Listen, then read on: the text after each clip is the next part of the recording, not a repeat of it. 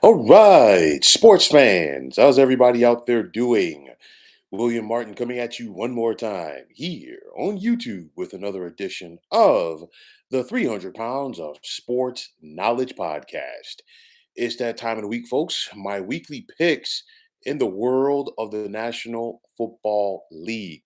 Got things started on the right foot last night. I picked the Raiders to hold serve at home, but I, just like nobody else, picked the Raiders to do what they did to the LA Chargers last night. And of course, the end result was head coach Brandon Staley losing his job. And I'll touch base on that in another segment. But nonetheless, we've got some good games on tap tomorrow. There's a triple header on Saturday, as well as a full slate of games on Sunday, along with the Monday night affair. So, credit to the National Football League as they are definitely giving their fans their fill of football. And with that said, folks, here are my picks for week number 15 in this NFL season. Starting off with that triple header tomorrow, you got a battle of teams with backup quarterbacks as you've got the Minnesota Vikings with a record of 7-6 traveling to take on the 7-6 Cincinnati Bengals. And for both of these teams, it hasn't been pretty at times, but they're 7-6. You look at the Vikings; they only scored 3 points last week against the Raiders, but they won. You got a Cincinnati Bengals team that is believing, and honestly, I think the injury to starting quarterback Joe Burrow has brought this team closer together, and I think everybody around backup quarterback Jake Browning, including head coach Zach Taylor, have stepped it up. And when it's all said and done, I think that momentum continues tomorrow for the Bengals. And I'm going to take Cincinnati at home by the score of 23-17. Now, the second part of this triple header, as you got the 7-6 Steelers traveling to take on the 7-6 Indianapolis Colts. And for the Steelers, they're once again rolling with Mitchell Trubisky at quarterback. As you know, it's still a no-go for Kenny Pickett. We know about the quarterback issues, and it's been like that basically all year long for the Indianapolis Colts as rookie Anthony Richardson is out, and it's Gardner Minshew show. You look at the Colts; they've been up and down. You look at the Steelers; defensively, they're good enough to be 11-2 right now, but the problem is the offense. The offense wasn't that good with Kenny Pickett uh, at quarterback, and it's gotten even worse with Mitchell Trubisky. And I think this Colts team is able to take advantage of that tomorrow. Thus, I'm going to take Indianapolis at home by the score of 23-17. And the final game on Saturday, it's a Saturday night affair in Motown at Ford Field, as you're going to have the 9-4 Detroit Lions who are looking to get back on track after losing at Soldier Field last week to the Chicago Bears against the surging Denver Broncos. And this Broncos team, they're believing after that 1-5 start. Credit to Sean Payton and crew for getting things turned around. And this is going to be their biggest test, arguably, right now, because I look at the Lions, and to me, the Lions play different at home. But what the Lions have to do, we know that they're going to score points. I want to see what their defense is going to be able to do against this Denver offense. And speaking of scoring points, this Broncos defense, they've been flying around the football. They've been all over the field. And I think it's going to be important for Detroit to come out there and take care of their business. And I think the best thing that the Lions can do tomorrow night is to run the football. I think this is going to be a very good game. Both of these teams, the way they're playing, obviously the Lions are in a better position. They're in first place in their division. But nonetheless, both of these teams right now are definitely having an eye on the postseason. But when it's all said and done, I'm going to give Detroit the 24-20 edge at home. Now, moving ahead to Sunday, you've got the 5-8 Chicago Bears traveling to take on the 8-5 Cleveland Browns. And don't look now, as it is the Joe Flacco show in Cincinnati. Give credit where credit is due for the well traveled veteran and former Super Bowl MVP. Looked like Flacco was retired, but he has kept himself in game shape. He's kept himself in football shape physically and mentally. And I think that's a credit to him as he's been able to go out here and give Cleveland an opportunity to win games. And I'll tell you like this, just like it was when I mentioned about Jake Browning and the Bengals, I think that this Cleveland team has really rallied around the veteran Joe Flacco. And that's a credit to their head coach, Kevin Stefanski, because the Browns have had a litany of injuries all season long. Now, Cleveland cannot overlook the Chicago Bears. They have some confidence. They're playing with house money coming down the stretch. They just got a big win at home last week over the Detroit Lions, and the Bears want to keep that momentum going. I look at this game, this Browns defense going up against Bears quarterback Justin Fields. Can they heat up the pressure on him? I think they will. Cleveland is favored by 3 in this contest. They've also only lost once at home this season. I don't think they lose again, at least on Sunday, because I'm going to take the Browns by the score of 20-17. Now it's a battle of the Bays in Lambeau, as this is a must win for both of these teams. You got the 6-7 Tampa Bay Buccaneers, who are in first place in the NFC South. They're part of that three-way tie with New Orleans and Atlanta, and they're taking on the 6-7 Green Bay Packers. And of course, the Packers, they were favored pretty heavily, not pretty heavily, but about 5.5, give or take, over the New York Giants on Monday Night Football on the road. And of course, they were on the wrong side of that score. Now, what Green Bay is hoping for, number one, some home cooking to help them get back on track. Quarterback Jordan Love has got to take care of the football. And what is he going to be able to do against this Tampa defense? You look at Tampa, you never know what you're going to get from this team, but credit to head coach Todd Bowles and veteran quarterback Baker Mayfield, because this team is never out of a contest. Tampa Bay historically has not played well in cold weather. I think that trend continues on Sunday. I think Tampa's going to be game, but I'm going to take the Packers to edge them out by the score of 24-23. Now in Nashville, you're going to have the 5-8 Tennessee Titans rather hosting the 7-6 Houston Texans, and of course, Houston was looking so good. They've been a feel good story for the NFL this season. However, they got the injury bug last week. We saw Will Anderson get hurt. And of course, the concussion to quarterback CJ Stroud. He's still in concussion protocol, doubtful for Sunday. And I'll tell you like this, the Titans, I think they're going to be able to take advantage of that. The Texans have been a feel good story this year, but I do not like their chances going into this contest without CJ Stroud. And because of that, I'm going to take Tennessee at home by the score of 20-13. Now in South Florida, you're going to have the 9-4 Miami Dolphins hosting the 5-8 New York Jets. And for Miami, they've got to turn things around very quickly, because that was a shocker on Monday night. Not just that they lost at home to the we saw how vulnerable that this Miami offense is without Tyreek Hill. And of course, he had that ankle injury against the Titans. And when he was out, the fortunes of this Miami team changed. Now, we know what the Jets can bring defensively, but what about their offense? We're talking about the much maligned Zach Wilson comes into this game as the reigning AFC Offensive Player of the Week.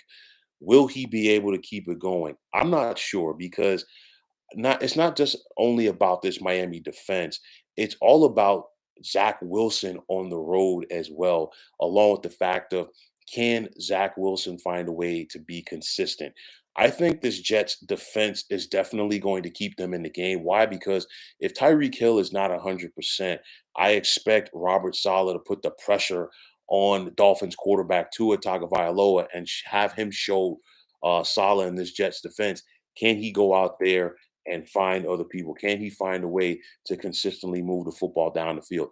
Can he take care of the football consistently? Nonetheless, Miami is going to have to work for this game. I think they do win it going away, but I do not feel that the final score is going to be indicative of how close this game is.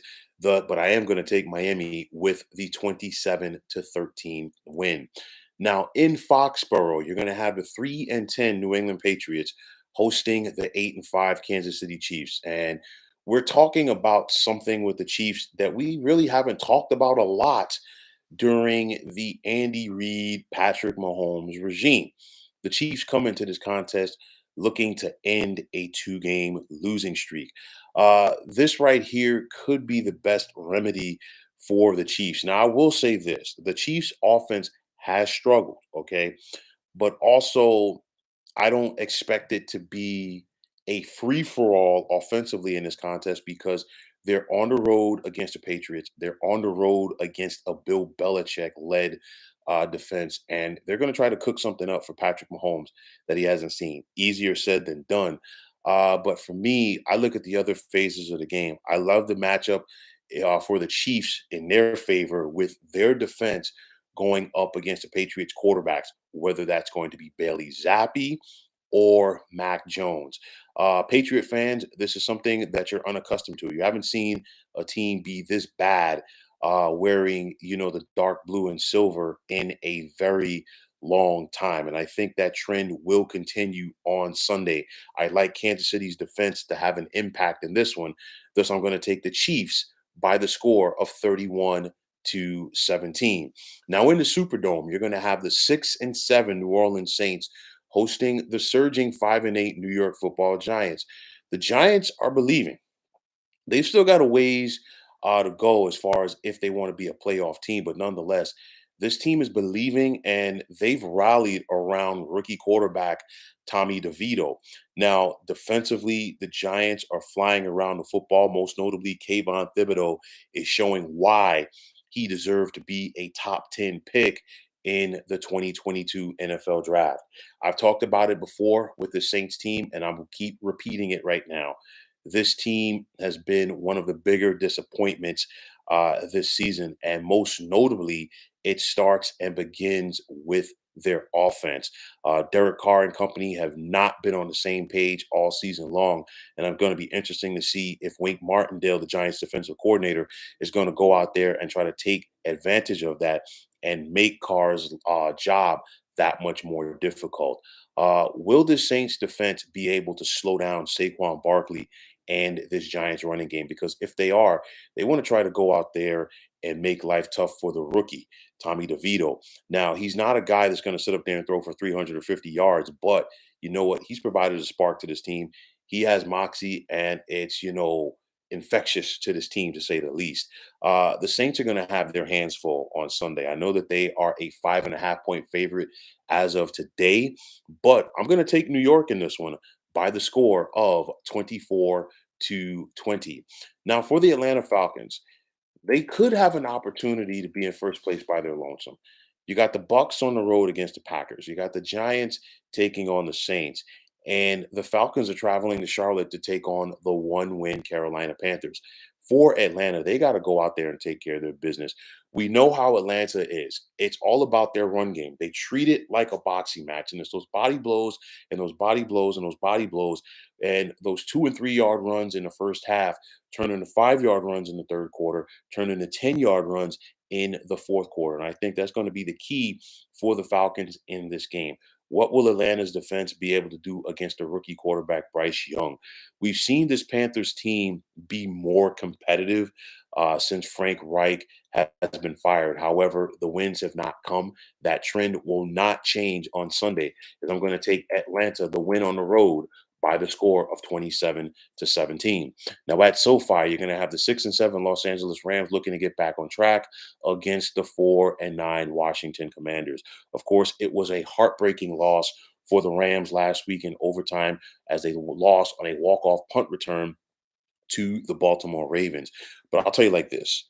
For Aaron Donald and company defensively, I love this matchup going up against this Washington Commanders offensive line. Sam Howell is probably has to be seeing ghost at this point of the season due to the fact of how many times that he has been sacked.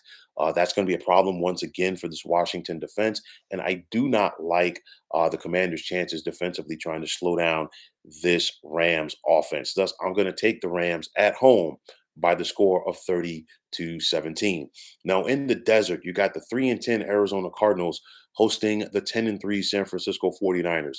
The Niners come into this contest favored by 12, and there are plenty of people that feel if the Niners can stay healthy, this is the team to beat in the Super Bowl. Now, one thing we've known over the years, the 49ers defensively, they can frustrate Cardinals quarterback Kyler Murray. And I think that trend will continue on Sunday afternoon. The Niners offensively, they're clicking like a well-oiled machine. And like I said, if they can stay healthy, this is the team to beat for the Super Bowl. And I think San Francisco does take care of their business Sunday afternoon by the score of 34-20. Now, one of the big ones for this weekend, you've got the 10-3 Dallas Cowboys traveling to Orchard Park to take on the 7-6 Buffalo Bills. Both of these teams got big wins last week within their respective conferences, and both of these teams cannot afford to have a setback. You had the Bills that were able to right some wrongs last week when they're with their big road win over the Kansas City Chiefs in Arrowhead, and the Bills know they cannot let up. Why? Because they are a part of that 7-6 logjam in the AFC, and they got to get back on track and get these wins going.